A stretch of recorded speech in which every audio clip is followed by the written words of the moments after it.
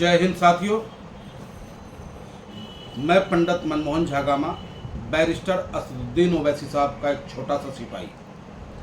मैं निरंतर कहता आ रहा हूं, मेरा नेता भी भ्रष्टाचार के खिलाफ निरंतर बोलता आ रहा है, और मैं भी आपसे एक ही सवाल करता हूं कि भ्रष्टाचार का कौन है यार? भ्रष्टाचार का कौन है यार? तो भैया, अफसर, नेता और सरकार, इन तीनों की मिली भगत से भ्रष्टाचार फल रहा है, फूल रहा है, पनप रहा है, और उस भ्रष्टाचार का दंश आम हिंदुस्तानी झेलने को मजबूर है। जिस तरीके से ओल्ड राजेंद्र नगर में, दिल्ली में, हिंदुस्तान की राजधानी दिल्ली में शिक्षा का व्यवसायीकरण तो है ही, सिर्फ दिल्ली में ही नहीं, पूरे हिंदुस्तान में शिक्षा के व्यवसायीकरण का मकर जाल इस प्रकार से फैल चुका है और धड़ल्ले से एनओसी बांटी जा रही है, उसका दंश आम हिंदुस्तानी झेलने को विवश है।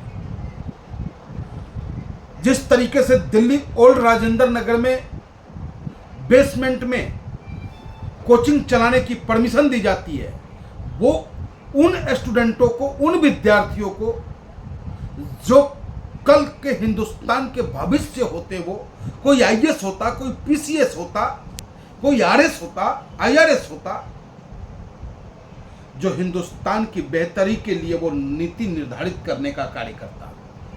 लेकिन क्या आप उम्मीद करते हो कि ऐसी व्यवस्थाओं में पढ़कर निकलने वाले बच्चे कल को वो अधिकारी हो और उसके पास परमिशन लेने जाए, कोई एनओसी लेने जाए शिक्षा के नाम पर, उसे लगेगा कि हाँ दे दो, वैसे नहीं तो ऐसे दे दो, सुविधा शुल्क चल रहा है। और गजब हो गया भारतीय जनता पार्टी और आम आदमी पार्टी की राजनीति खेल।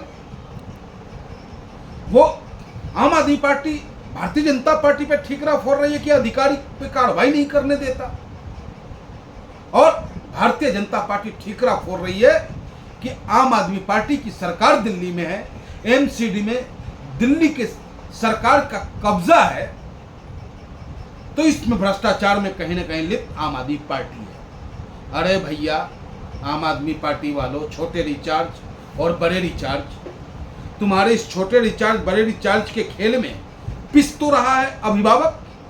अरे जिसके लाल चले गए, जिसके सपने खत्म हो गए, उसके बारे में किसी को कोई चिंता नहीं है। आज दिल्ली में हजारों ऐसे शिक्षा स्थान मिलेंगे आपको, कोचिंग सेंटर मिलेंगे, जहां अगर कोई अचानक कोई आपदा आ जाए तो वहां से छात्र बच के नहीं निकल सकता। ये दिल्ली में ही नहीं, ये समस्याएं तमाम हिंदुस्तान के क्षेत्रों में, जिलों से लेकर के हर हिंदुस्तान के हर राज्य के उन राजधानियों में इस तरीके का व्यवस्था बन चुका है कि लूटने का काम किया जा रहा है शिक्षा के नाम पर। बार बार हम लोग मांग करते हैं सरकार से कि भाई शिक्षा इतनी महंगी क्यों हो रही है, और महंगी के साथ साथ उसका व्यवस्था क्यों नहीं हो पा रहा है? तो जवाब देने वाला कोई नहीं। आखिर उस बच्चे का हत्यारा कौन? दिल्ली सरकार, भारतीय जनता पार्टी की सरकार, या वो भ्रष्टाचार की जननी, वो जड़, जहां की सरकार, अधिकारी और नेता संलिप्त हैं और उसके भेंट आम हिंदुस्तानी चढ़ रहा है। मैं अपनी तरफ से, अपनी पार्टी की तरफ से उन अभिभावकों को इस दुख की घड़ी से निकलने की शक्ति प्रदान करे प्रभु, ऐसी प्रार्थना करता हूं, और पुनः इस तरीके की घटना की पुनरावृत्ति न हो, इसको लेकर सरकार और अधिकारी सजग हो। जो दोषी हैं उनके खिलाफ सख्त से सख्त कार्रवाई हो।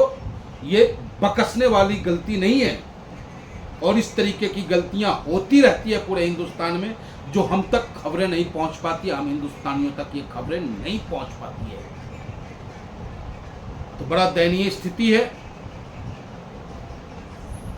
आम हिंदुस्तानी से अपील है कि जागो, भ्रष्टाचार के खिलाफ जागो, भ्रष्टाचार के खिलाफ बोलो।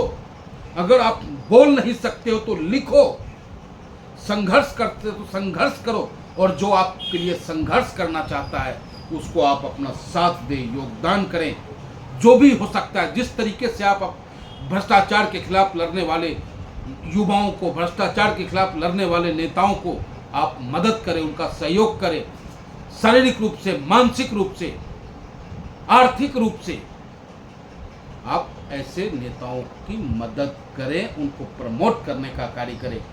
और पुनः भ्रष्टाचार पे जबरदस्त प्रहार करने की आवश्यकता है। इस अपील के साथ मैं निवेदन करूंगा आप तमाम साथियों से, तमाम नौजवानों से कि निकलो बंद मकानों से और जंग लड़ो इन बेईमानों से।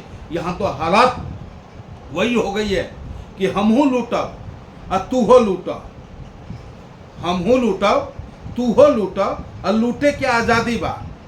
कहे कि खादी अधिकारी दोनों के मिली भगत बा, सरकार पूरे पूरे गारंटेड बा।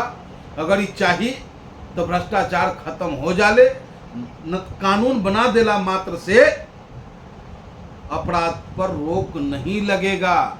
भारतीय न्याय संहिता बना दीजिए, आप कुछ भी बना दीजिए, उसको इम्प्लीमेंट करना पड़ेगा। इसका गलत रास्ता भी यूज किया जा रहा है, गलत पावर का इस्तेमाल भी अधिकारी कर रहे हैं, उस पर भी अंकुश लगनी चाहिए। ऐसी व्यवस्था सरकार को करनी चाहिए। पुनः मैं श्रद्धांजलि व्यक्त करता हूँ उन नौजवानों का जिन नौजवानों ने दुनिया को बेहतर बनाने का सपना देखा था, लेकिन आज वो उस गंदे पानी में अपने प्राणों की आहुति दे दी। जय हिंद।